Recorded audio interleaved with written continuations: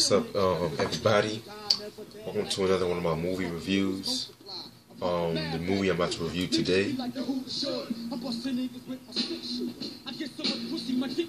is classic right here. Menace to Society, released in 1993. You guys should know about this movie. Classic hood movie, whatever you want to call it. The plot of this movie is just about like a black man getting stuck in like the gang life of South Central and stuff like that. Like, this is like around a time when a lot of like movies like Boys in the Hood, South Central, Juice, like they'll all become like popular, stuff like that. But like Boys in the Hood, that's obviously one of my top 3 movies of all time though. But this movie, Menace to Society, it took it to like a whole nother level. Like regarding those films, just took it to a whole nother level, you know. And I'm gonna get into that. Okay, the cast in this movie, there's Tyrin Turner. He plays Kane. He's like the main protagonist in the film and stuff like that, you know. He graduated from high school. He just wants to get out of life, but like, you know, he gets sucked into that hood life, you know what I'm saying? By the way, Tyrin Turner, very underrated actor.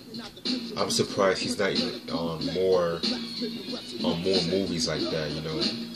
But hey, then you have Jada Pickett as Ronnie, who's like Kane's like love interest, best friend. You guys should know who Jada Pickett is. Married to Will Smiff, you know. I already talked about the Set It Off movie like 2 weeks ago, in case you guys want to see it, you know. There you have Larentz Tate as O-Dog. He's like a crazy ass nigga right there. Like, he's like, they said that he's like the definition of America's nightmare and stuff. Larentz Tate, that's my dude right there. Very, very dope actor. Like, he was on movies like Why Do Fools Fall in Love? He was on Ray. He was on, what's that one movie? Dead Presidents. Very underrated movie. And then you have MC8 as AWACS. Yes, everybody, the same MC8 from Compton's Most Wanted and things of that nature. Very, very, I believe that was actually his first acting role. Very dope actor right there. Yeah, he's like the OG, the original gangster, as you would say it, you know. And then you have Glenn Plummer as excuse me.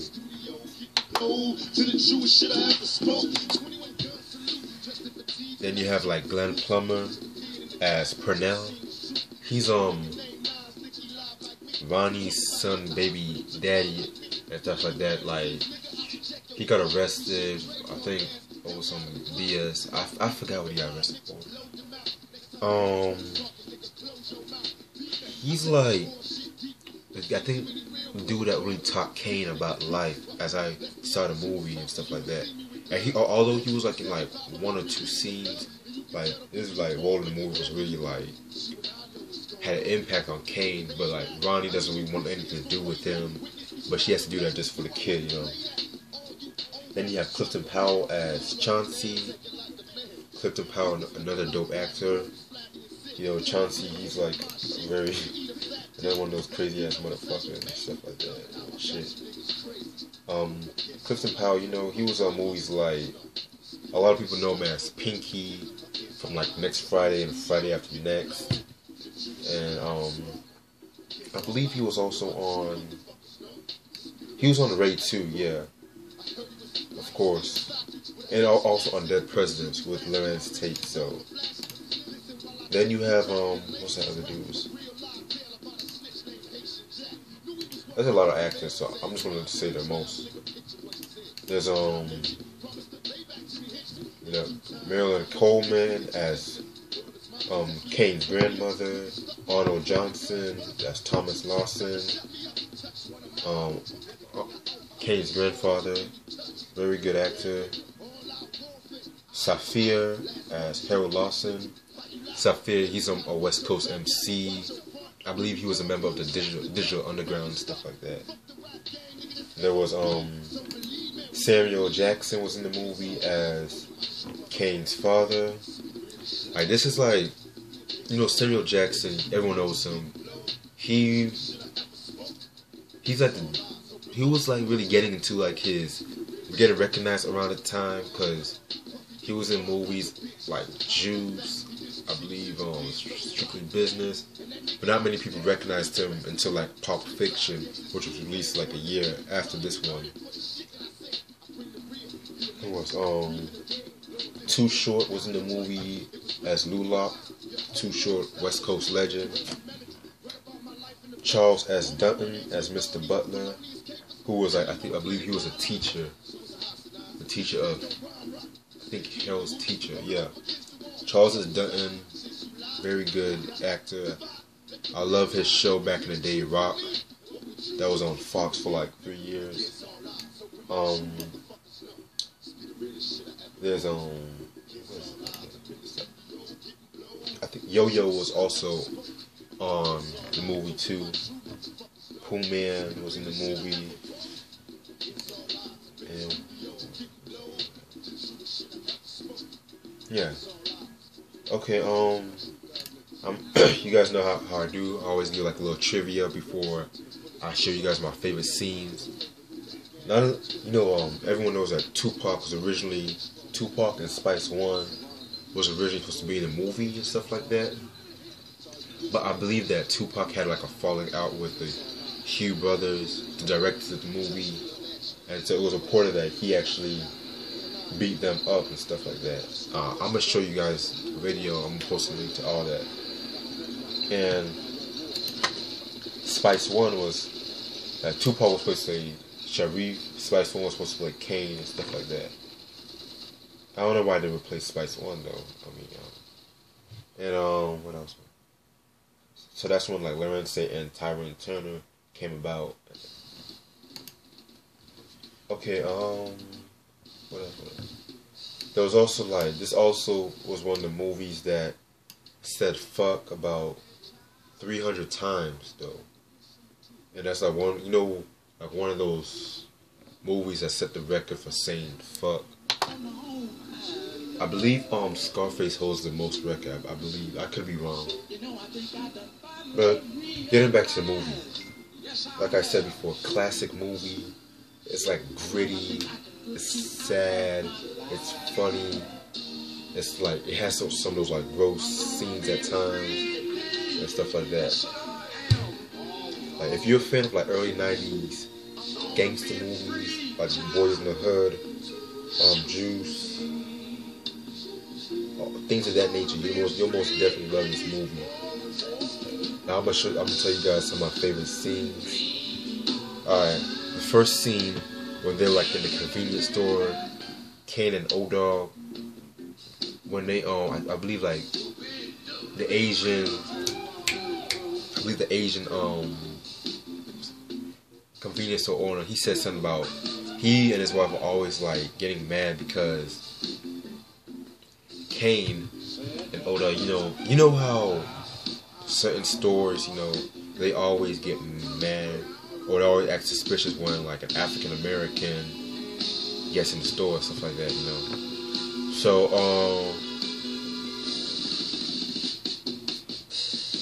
Asian guy, he said something about Kane's mom.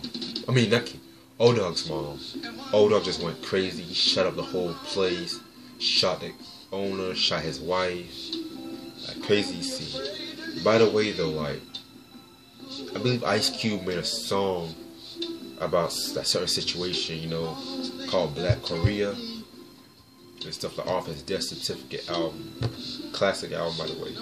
And I believe like it was also around the time the LA riots was happening. I think a girl got killed by an Asian. It was like Natasha something, I forgot.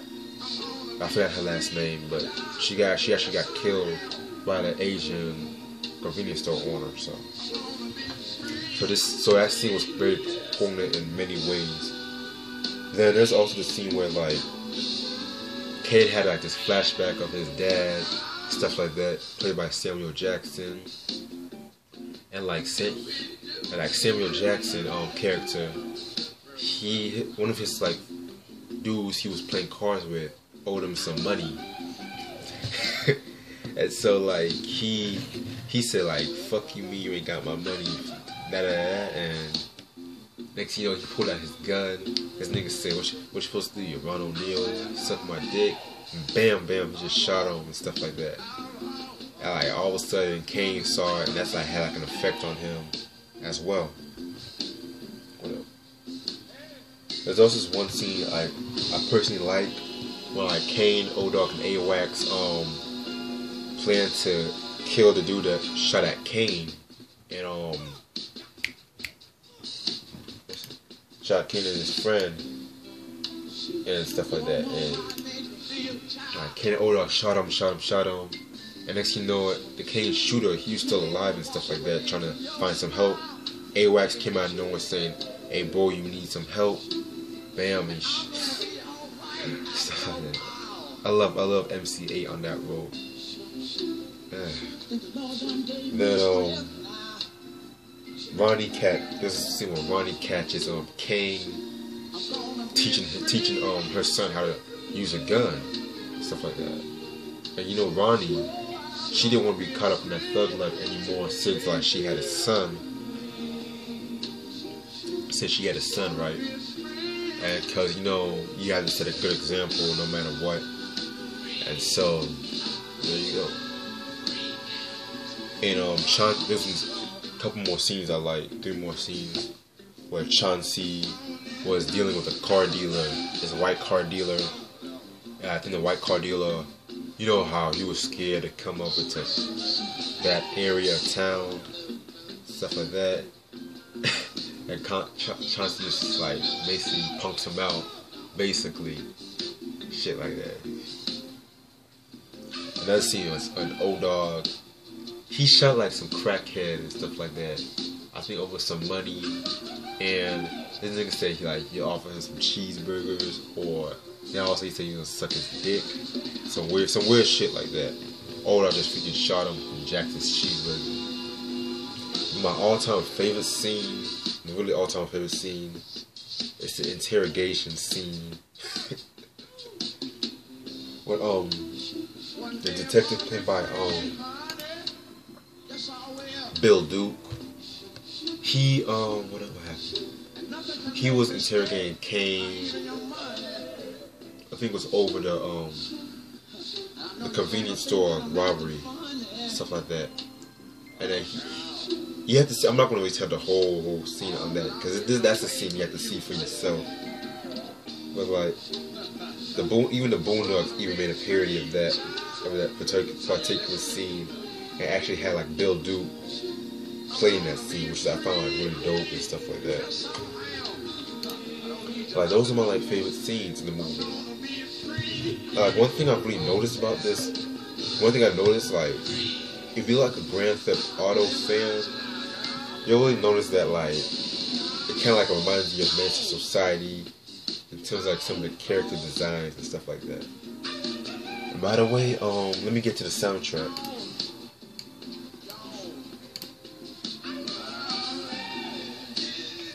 Alright, like the soundtrack was recent on Jive Records and stuff like that. Like dope ass soundtrack mixing with West Coast, East Coast, South, all put in one and stuff like that. Like there was some really dope songs on this, like Spice One's Niggas Got No Heart, MC8 Straight Up Menace, classic song, stuff like that.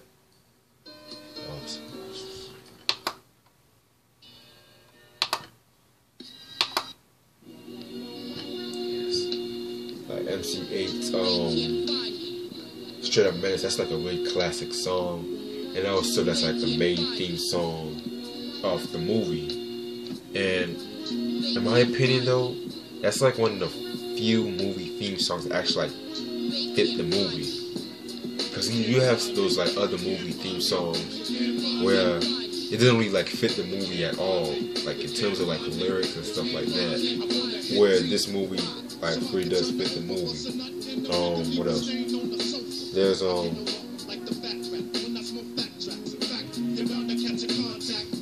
There's Pete Rock and CL Smooth, Death Becomes You, Brand Nubian, Lick Them Motherfuckers, dope song. Smooth, You've Been Played. Smooth, by the way, very dope female MC. What else? UGK, Pocket Full of Stones.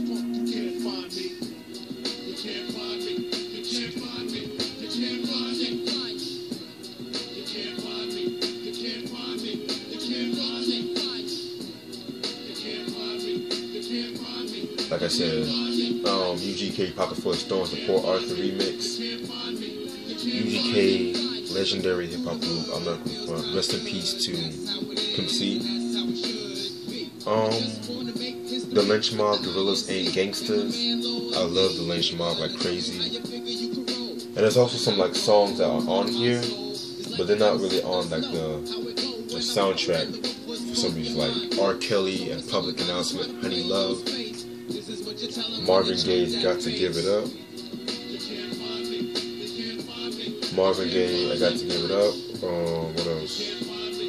Al Green, Love and Happiness. They're not really on the soundtrack for some reason. But other than that, pretty dope soundtrack. And that's all the time I have right now. I might do a movie review probably next week or the week after. Have some busy shit to handle. And that's it. Stay tuned for more reviews and stuff like that. Peace.